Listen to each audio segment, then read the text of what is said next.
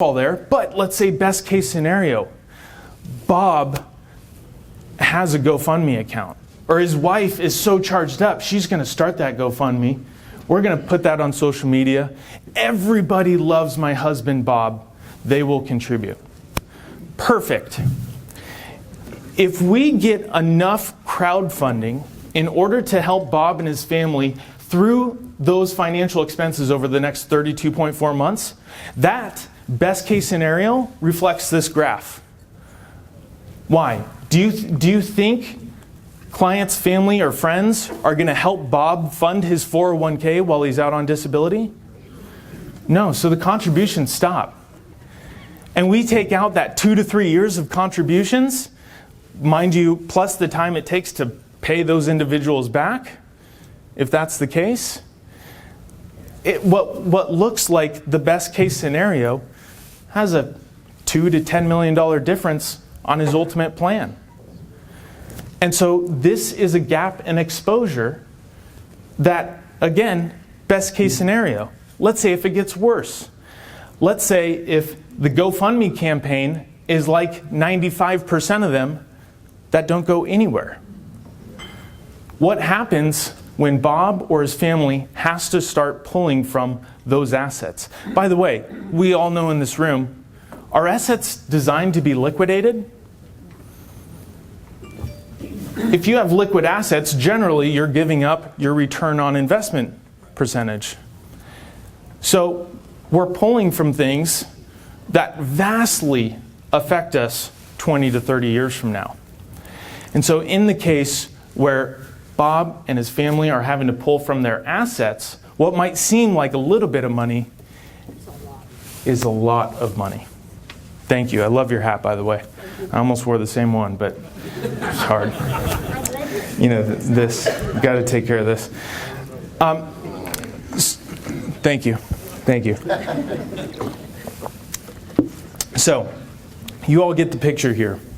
And I think if we can talk to clients about how something like disability insurance, which is probably the unsexiest word in insurance, if we can talk to them how disability insurance is not helping them from a disability standpoint, is not helping them from an insurance standpoint.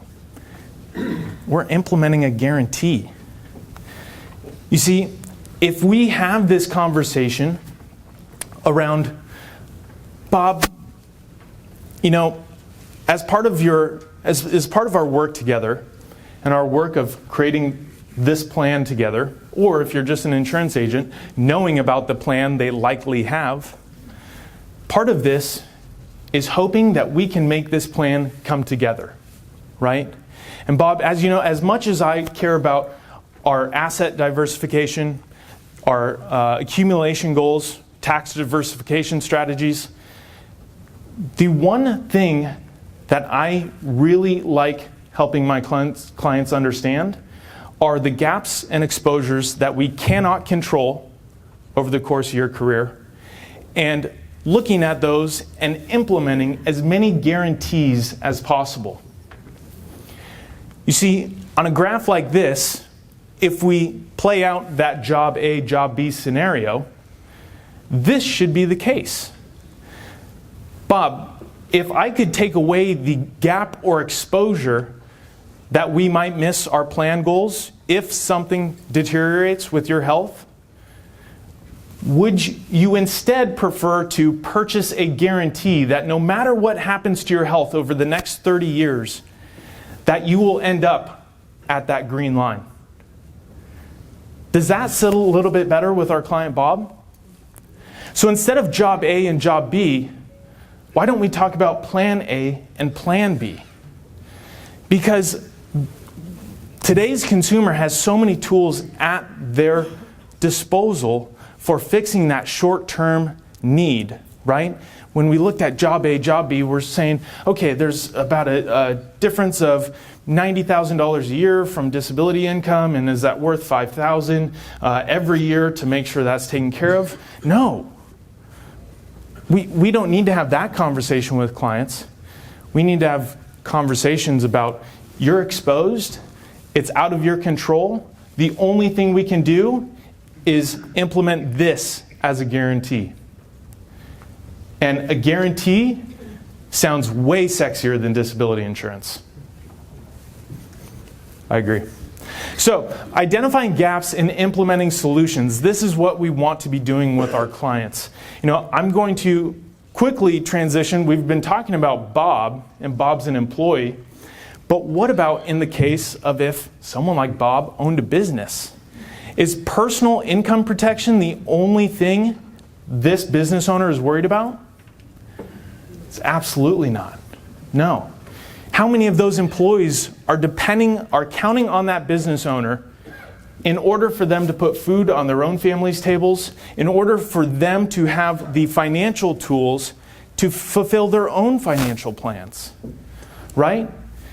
And if they have business partners in this venture, how do you think they'll respond to the idea of going from a long-term vision to a short-term liquidation so we can ramp up our finances and take care of a medical issue?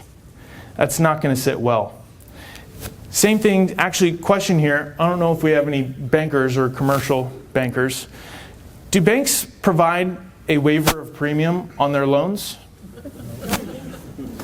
I didn't think so. There's not too many riders they like to attach.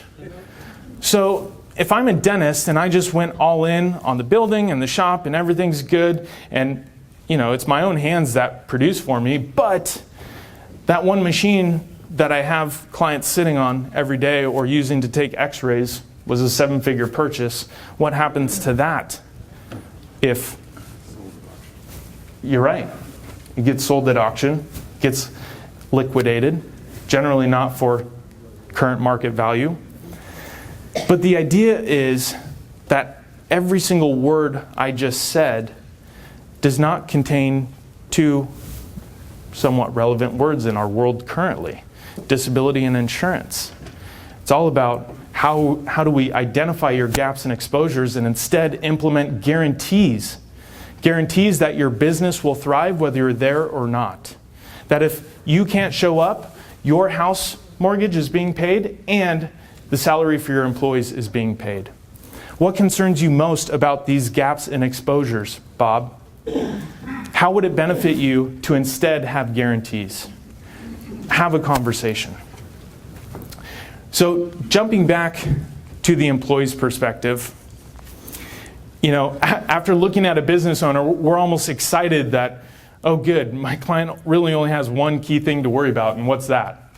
Their paycheck, right? And so we can implement one single thing that makes their entire financial plan stick. It allows them to continue contributing to their 401k. How many clients tell us, oh, I have long-term disability through work? Perfect. Awesome. Is it often enough? No. But they're convinced that they could get their expenses to that amount, or that they'll get by should they receive that benefit. And this one's always funny to me because I've done this personally. I'm sure many of you have. Have you ever tried to lower your monthly expenses? Have you ever been like, man, I make a decent amount of money. Where the heck is this all going? Right? And then so you're like, I'm going to go through my monthly expenses. I'm going to figure out what's our outflow here. You're looking, the big ones, mortgage or rent, right? You're like, well, I'm not selling my house, so that'll just stay. We can find some other things in here. Then you're looking at the utilities. Well, I wish my kids knew how to turn the lights off, but we've tried that and we know that's not happening. Electricity is what it is. Same with the shower. Okay, so utilities are going to say. So mortgage, utilities, we're going to figure out all these other just extra nonsense expenses. You go, okay, internet. Holy smokes, I'm paying $100 a month for internet. My family would murder me if I got rid of the internet, right? And then so we're like, okay, we'll keep the internet. We'll keep the mortgage, we'll keep the utilities, we'll keep the internet. Oh, cable. I can totally get rid of cable. So you start doing some research, cut the cord. Which Amazon Fire Stick plays live sports? Like, none of them. Or you need a $60 Hulu subscription every month.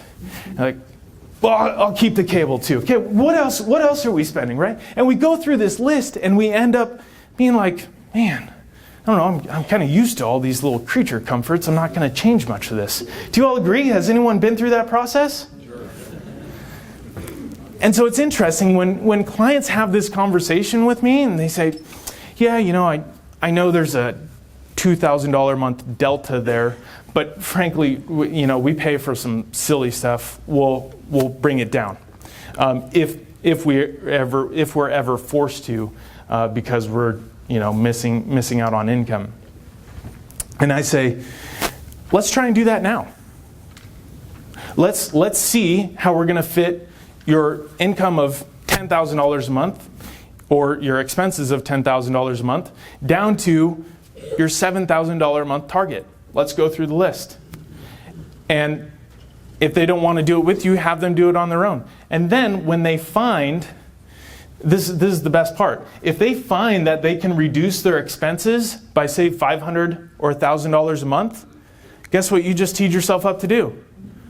Help them take care of an exposure and implement a guarantee. Perfect. You know where we should put that extra $200 you just found? We need to make sure that your income is guaranteed for the next 20 to 30 years. Congratulations, you just lowered your expenses and you eliminated your biggest gap in exposure. So, like I said, employees only have this one key thing that we're needing to focus on. Many of them contributing to 401k, having financial plans themselves. So it's all about how do we take this conversation about gaps and exposures, and how do we use this as an opportunity for things like financial wellness?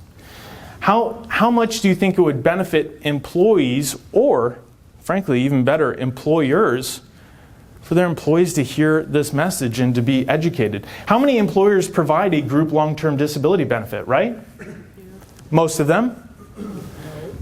No? I loved your hat, but if you're going to keep heckling me like this, I just frankly can't continue. I didn't put in food. Well, yeah, I mean, most don't eat. So, and I mean, we have parents and grandparents that bring, I guess I was raised in an Italian family, so if I had to starve for 2 years, it'd probably be a great thing for me. They wouldn't ever let me do that. I'd probably have more food. Anyway, so with an employer and those providing group long-term disability, how many of those employees do you think are clear and concise on how much income they would receive should they become disabled? Zero. None. So what if we went to employers, because we're all financially educated, we're all financial professionals, what if we offered them as a financial wellness benefit, hey, let's educate your employees and executives about the coverage you're already paying for. I guarantee you, Mr. CEO or Miss HR, that 98% of your employees don't even know about this premium and the policy and the benefit it provides them. So how's that for an opportunity to help individuals? So what we're looking at here is a scatter graph of an employer.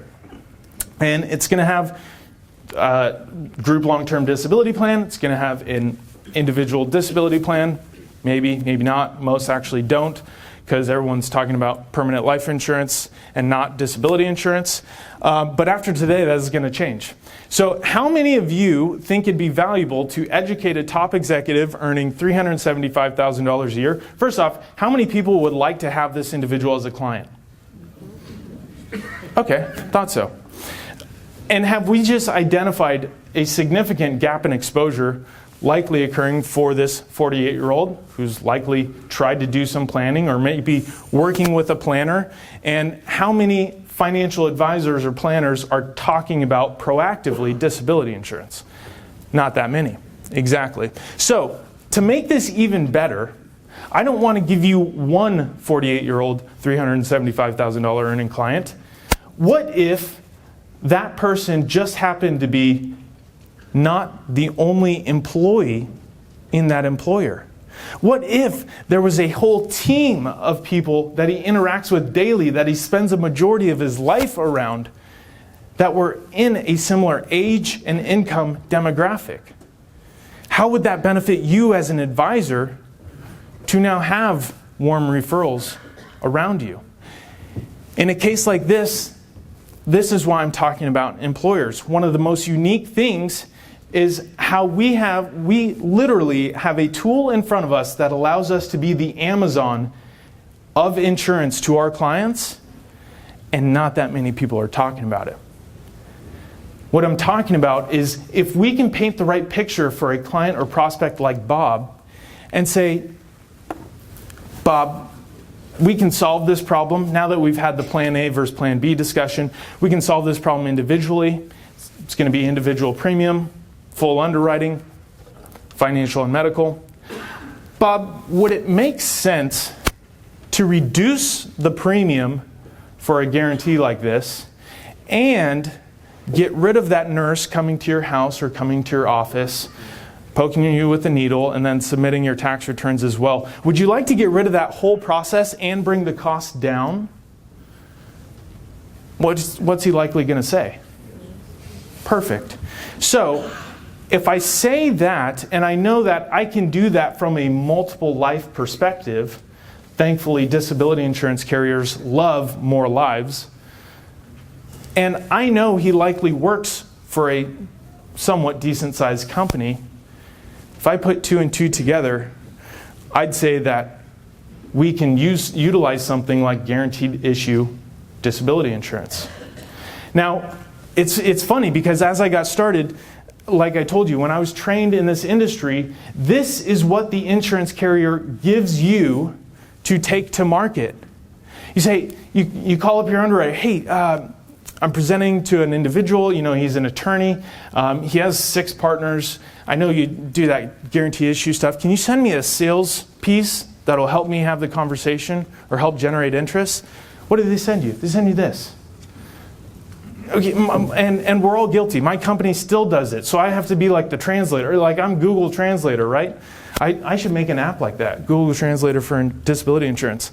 They're going to say, well, it's guarantee issue. Here's another sales idea. We have a cost of living adjustment rider. How's that for a sales idea? If your client doesn't want it after that, then frankly, they're not sold. They're not going to buy. So it goes through certain things like this. And without getting too product-centric here, it says, if I have 3 to 5 lives or more, I'm waiving all the medical and financial underwriting requirements. I'm still offering a benefit. Income protection carriers are going from $500 a month up to $250,000 a month of disability insurance. That means a professional earning $5 million a year has the ability to get coverage at 60% income replacement. And before you say, now why would someone earning $5 million a year need disability insurance? Has anyone seen a Lamborghini driving around? Has anyone seen a wealthy client with a yacht or a plane? Do these people normally make $200,000 a year? Or more. And if you're making $250,000 a month, generally, you're pretty good at spending it. This is what's been the most interesting thing about the job that I get to do and work with a lot of these high-income individuals is seeing individuals making $2.3 million and having nothing to show for it. Nothing. In fact, more debt than income. It's absolutely incredible. So anyways, we want to eliminate that gap in exposure. I'll wrap up here. I think I'm running out of time. I am? That's like an affirmative? Okay. God, you poor people, I've just rambled. So, you've seen worse? Thank you. They're going to say, how'd that presentation go? Well, it was great. They said they've seen worse, so we're... Everyone's so excited. Okay. Only about 40 minutes of case studies and then I'll get off the stage. I'm kidding, that's a joke. See, sarcasm won't work on it. You're still learning, So a quick case study. We've done an implementation like this for a law firm 29 partners, the incomes were up to $2.78 million a year. Who would like a client that makes $2.7 million a year? Yes, we all would, absolutely. And it just intrigues me because we know how awesome we can make a guarantee like this for clients, and yet we're all trying the latest and greatest marketing team or social media posts or anything like that to try and get us in front of good high net worth clients. This advisor identified that, hey, I've worked with one of the attorneys, or I know one of the attorneys, and I'd kind of like to have all 29 of them. And guess what? They all need income protection. There's a severe gap in exposure. I want to go educate them on how that affects their long-term financial plan. And if it makes sense, I think I can make them a compelling offer for why to do it together and why to do it today.